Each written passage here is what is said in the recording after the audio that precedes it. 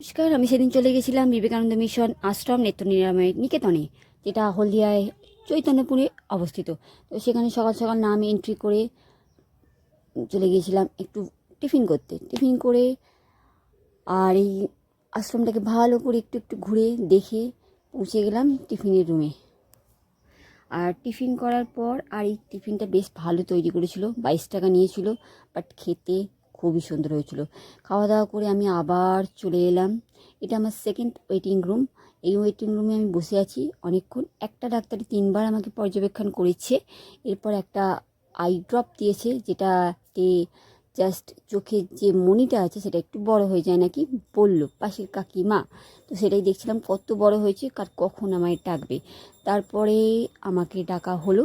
এখানে check up করার পর এটা একতলা, এরপর আমি চলে গেলাম একদম দোতলায়। তো দোতলায় যাওয়ার পর আমি এই ক্যালেন্ডারটা সুন্দরভাবে দেখতে পেয়ে আমি ওয়েট করছি দোতলাতে কোথায় আমাকে ঢোকাবে। এই একটা রুম আছে আর এর পাশে একটা রুম আছে, এই দুটো রুম আছে, এইটা আর এইটা। এখানে যারা বসে আছে, তো যাই হোক, তো চিন্তার কিছু নেই। একটা চোখে চশমা নিতে হবে আর আই ড্রপ দিতে হবে।